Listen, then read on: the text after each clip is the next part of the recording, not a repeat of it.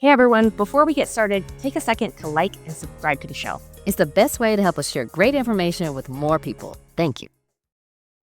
Hello, everyone. Welcome to Care Lab. Welcome to Care Lab, guys.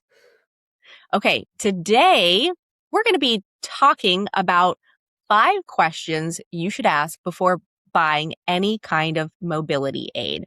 I tell you what, when this topic first came up, Brandy was excited.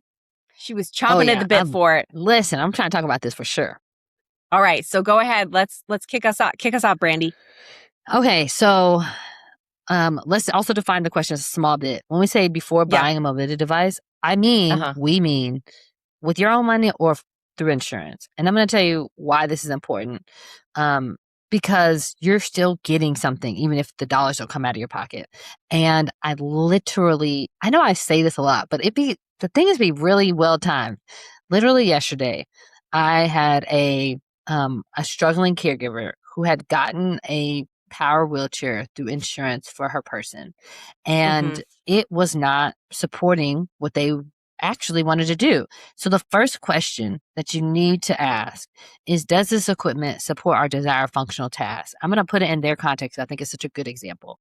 So the person has Parkinson's, and so they qualified for a big fancy wheelchair, which has a power wheelchair, which has a ton of features that are really important and they might need in the future, right? And you're supposed to have this chair for the next 5 years if you're using insurance. But their original goal was that she had been transporting him in a transport wheelchair. This is a lightweight chair that's easy to put in the back of a vehicle. And when they get to the place, she would help him out of the car and she would push him into the place. But he wanted to be more independent.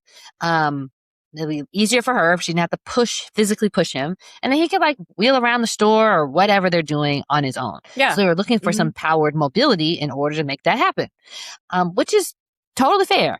But the device I got was not easy to transport because it was big and fancy. It's really heavy. She couldn't take it apart and put it in her vehicle. It needs a special kind of lift on the back. Not even one of the cheaper kinds. It needed a fancy one because it was so heavy and because it's complicated to get on there. And so that question was not asked when they first went through this process, and she wasn't aware of all of the implications of having this kind of device. And now they are about to spend more money on something else that is going to actually meet their needs. So if you can just literally ask the question, is this piece of equipment going to support our desired functional tasks? That can solve a lot of the challenges. Yeah, I think the point to go along with it is especially the more complicated that functional task is, what are the other things surrounding it that need to be kept in mind? Because a piece of great equipment can be a piece of great equipment, but to your point, if you don't have a lift on the back of your car to transport this power wheelchair, is it actually going to be helpful to you? And so how do we make arrangements for you to have all of the things that you need in order for this piece of equipment to work, right? The other example that I would use for that, just really basic stuff sometimes maybe family has a goal for the person that they're caring for that the person they're caring for does not necessarily share, right? That's a good one. Maybe it's really important to the family that this person get into the shower or on and off the toilet, or, you name it, whatever it is. But for that person, maybe those things have become less important. Maybe instead of spending their energy bathing, they'd rather get a sponge bath and spend more time being able to sit up at the table to eat or something like that. So making sure, even on that basic level, that this piece of equipment is going to go towards something that is really, truly a desired functional goal of the person who's going to use it is really important. Because to your point, Brandy, whether you're spending insurance dollars or your own dollars, those are dollars that are being spent. And if you get something for someone that they don't really want or that they don't really want to use, then more often than not, it's actually going to be a waste of those dollars and a waste of other resources as well, right? So does this equipment actually support a desired functional task that everyone is on board with. It's an essential question to ask before you go any further along in the process. Yeah, I'm gonna give like another like more simple example of like because it's often not that the person doesn't want to do it or want to use it. A lot of times it's because they don't feel confident in doing this new thing. We talk about change a lot and how hard it is. And like, do we want to take the effort up front that it's going to take in order to learn this new thing so that the outcome is X, right? If the outcome of X is not strong enough for that individual person, they're not going to go through the work of like learning and becoming comfortable with using this new device. If they don't have a good enough motivation on the other end. Maybe they should want to put their own socks on all the time, but if they don't really want to, then using this fancy sock aid or this other thing is just not a thing they're going to mess with, even if you get it for them. So that's why those questions are so important. Well, and that really leads very well to one of the other questions on this list, which is, has the person been trained to use a piece of equipment? Equipment is only as safe and only as functional as it possibly can be if people are trained to use it safely and to use it functionally. So often, I'll walk into a home or a situation where a piece of equipment has been very well intentioned. Someone very well intentioned purchased this piece of equipment, but it's used incorrectly. And so it's actually, or it's being used incorrectly. We'll just say that. And so it has actually caused the situation to be less safe than it was without the equipment there. So that's a really important question too. Has proper training been provided for this equipment so that you or the person you're caring for can actually use it as it's intended and use it safely? Because if equipment is not used properly, often it's going to cause an increased safety risk rather than promoting safety. I have so many examples of this. So many. Like a bed rail that's put down by the foot of the bed as opposed to the head of the bed so they can get up and get out of the bed. But then when getting in the bed, you're flipping your legs over kicking your legs over the bed rail because it's in your way. Well, it's supposed to go up at the head of the bed. It's nothing wrong with this bed rail. You just put it in the wrong place. A tub transfer bench that hasn't been put together appropriately. So the handrail for the tub transfer bench is on the outside. So you got to get over that in order to get onto the tub bench. What was my other example? There's a shower chair that either doesn't adjust or has been set too low. So you're sitting down too low. And the number of times I've been in a bathroom and been like, hey, is there a reason why you have this so low? Because it is adjustable and I can just raise it up so it's easier to get off of it. And they're just like, mind blown. Had no idea that this could be raised up, and changes the whole functional situation. So the training for using these devices, even as simple as that, we're not even talking about driving power wheelchairs or taking apart scooters so you can get them where they need to go, which are kind of more complicated and definitely need training. These are like simple, do it yourself. You get them shipped to you from wherever. Hopefully Ask Sammy. Maybe it's Amazon. Switch to Ask Sammy, guys. And you should just you should still know how to use it well. Even if you put it together correctly, using it appropriately in the space that you're using it is like vitally important.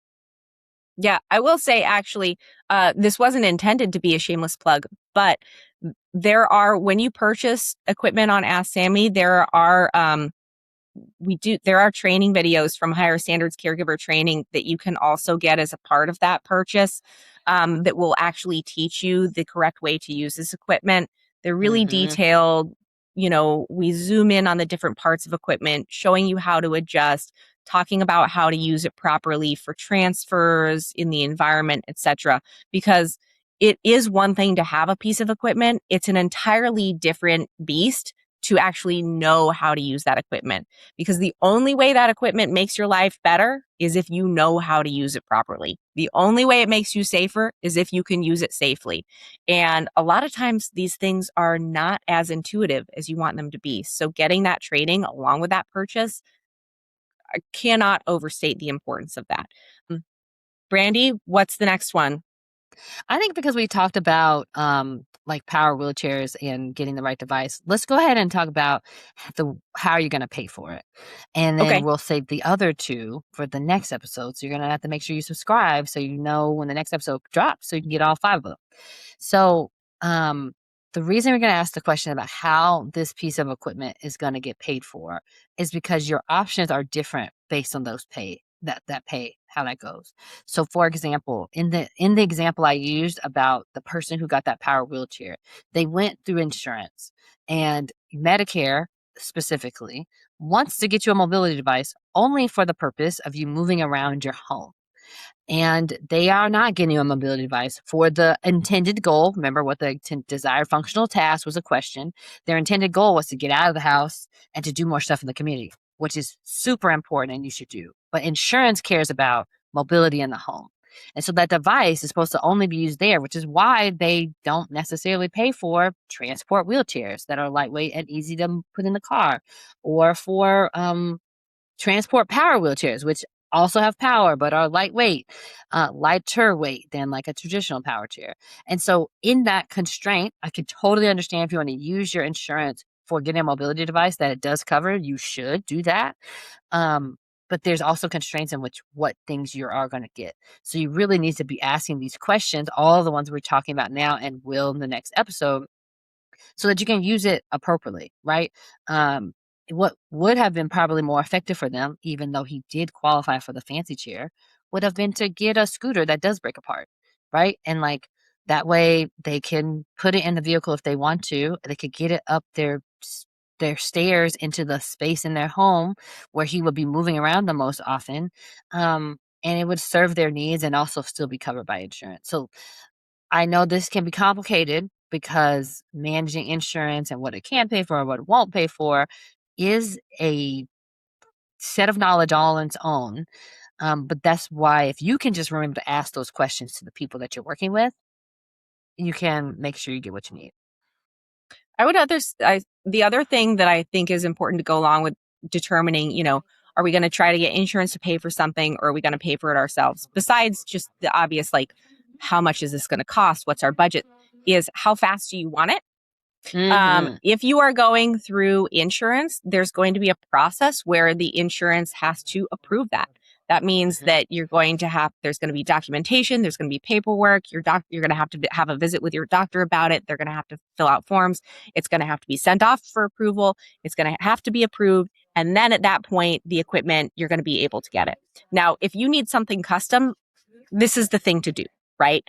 Totally. Because these things cost like $10,000. So you want to do that. You got to use your benefits for this kind of thing, unless money is just like no object to you. But the vast majority of people have to use your benefits for these high priced items. But if we're talking about something like a walker, if we're talking about something like a bedside commode, even something sometimes like a manual wheelchair, these are these aren't necessarily always like low cost, but they're relatively inexpensive compared to some of these higher price items. So if it is something that has been recommended to you, it's the right thing, and you need it right away, and you don't want to wait for that process, then that's the other consideration for whether or not you're purchasing it on your own versus going through insurance, is there is going to be a timing matter. Regardless of which one you want to do, I think it's always really important to get a recommendation for that piece of equipment from a therapist, from an occupational therapist, if possible. If you're looking for, devices just for like a walker or a rollator or something like that, you can certainly get that kind of recommendation from a physical therapist as well. But that way you're making sure you're actually, if you're spending your out-of-pocket dollars, you're actually getting the right thing for you. But just keep in mind that timing is a thing. So if it's something that you want right away and it's in your budget to do it, it might be worth it to you to go ahead and just purchase that thing out of pocket versus waiting to see if insurance is going to approve it. Yeah. And part of the reason I was so excited about talking about this topic is because this is literally this is so complicated that we created a whole business around it, and which is why Ask Sammy exists. And I know I already did a shameless plug, but literally there are a lot of factors to consider, and you only know what you know.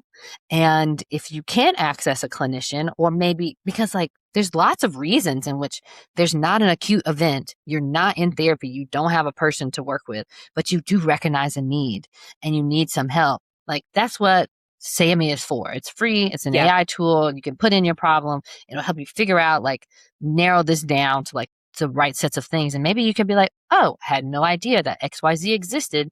That actually is the way I should solve this problem. I can also afford it. And then I'll save my insurance for getting the fancy power wheelchair or whatever you need to do, right? Like, you actually have a lot more options than you think you do because you just don't know about them. And it's important to have, like, skilled people help you do that. So yeah, so use Sammy. It's free and this is there to help you. You don't have to wait for an appointment. That was actually, okay, and we'll wrap up here. When Brandy and I met many years ago and she was just building Ask Sammy, I was so excited about it just for that reason, because it is about, like, democratizing access to knowledge and to good recommendations and getting people what they need. So anyway, that said, we are going to take this episode into a second part where we're going to be answering the last 2 questions that you should ask before getting any kind of mobility device, y'all. If you enjoyed the episode, please take a moment to like and subscribe. Please share this with other people that you think could benefit. And please, please, please leave us a rating and a review. These are the best ways for us to expand our audience and continue to reach more people with this helpful information and the resources that we share. Thank you so much. We'll see you next time right back here on Care Lab. Bye. Bye, everybody.